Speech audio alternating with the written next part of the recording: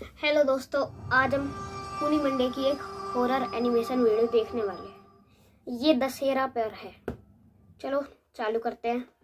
ये कहानी 2013 की है, जब वान्या अपने 3 दोस्तों देव, अली और निधि के साथ हिमाचल प्रदेश के कुल्लू शहर में 4 दिन की ट्रिप के लिए आई थी। उनकी ट्रिप के आखिरी दिन दशहरे का तो अगर त्योहार आपको था हॉरर एनिमेशन की और कहते हैं कि कुल्लू का पूनी मंडे की दशहरा वीडियो देखनी है पूरे तो इंडिया आपको में कमेंट बहुत में फेमस है। लिंक मिल जाएगा, तो आप वहां से इसलिए देख सकते वान्या ने अपने दोस्तों से जिद करी कि अपने घर दिल्ली जाने से पहले वो ये मेला देखना चाहती है। सब खुशी खुशी मान गए और अपना सारा सामान गाड़ी में रखकर मेले के लिए निकल गए। वो अब जैसे मेले मेरे से को आपको कुछ ही बताना दूर कि थे यहाँ दशहरा कि मनता उन्हें है। लगा कि जैसे उनकी गाड़ी के टायर के नीचे कुछ आ गया हो। अली गाड़ी से उतरा और उसने देखा कि वो एक चौराहे पर खड़े थे और उनकी कार के टायर के नीचे एक मरी हुई काली बिल्ली और एक नींबू पड़ा था। अली ने ये बात सबको बताई। अली को लग रहा था कि उनके साथ किसी ने कोई मजाक किया है।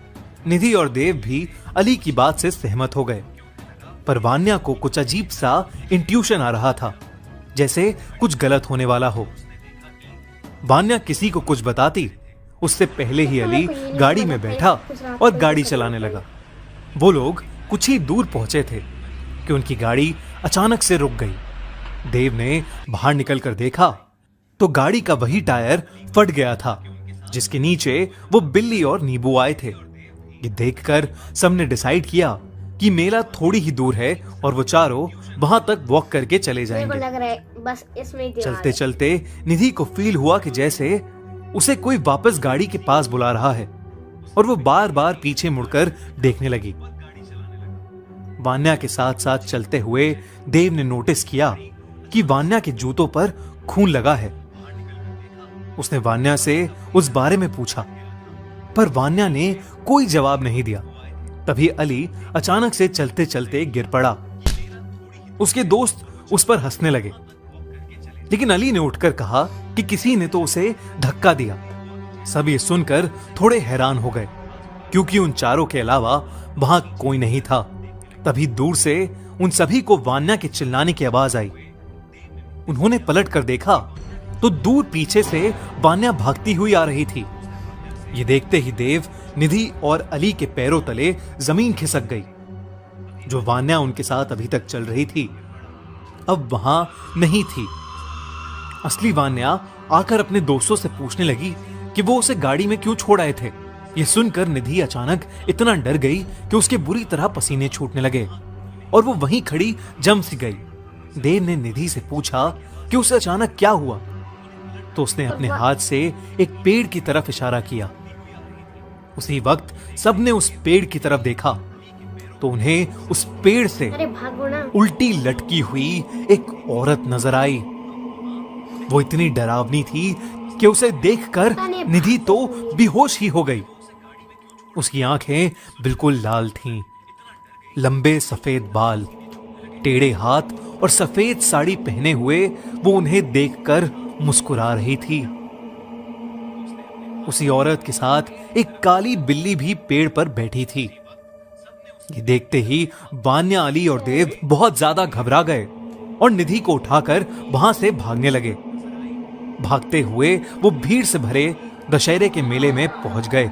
वहां जाकर उन्होंने निधि को जगाया, पर वो डर के मारे एक सदमे में चली गई थी। उन चारों ने पूरी रात उसी मेले में बिताई और सुबह होते ही अपनी गाड़ी ठीक करा के वहां से निकल गए। वापस जाते हुए निधि की हार्ट फेलियर से मौत हो गई। कुछ दिनों बाद वान्या ने सबको बताया कि उस दिन वान्या ने देखा था कि निधि गाड़ी के बाहर कुछ देख रही थी। जब वान्या ने बाहर देखा तो उसे वही पेड़ दिखा जिस पर उस रात वो औरत लटकी हुई थी।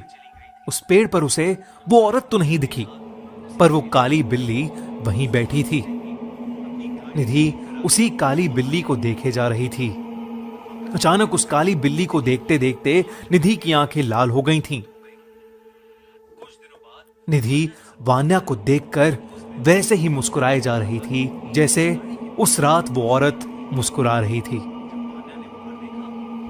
उसके कुछ ही देर बाद निधि हार्ट फेलियर से मर गई। उस दिन निधि को देखकर वान्या इतनी डर गई थी कि वो किसी से कुछ बोल ही नहीं पाई और उन तीनों ने अपनी प्यारी सी दोस्त निधि को हमेशा हमेशा के लिए खो दिया। ये खौफनाक किस्सा मेरा लग रहा है ये वो तीनों शायद जिंदगी भर नहीं भूल पाएंगे।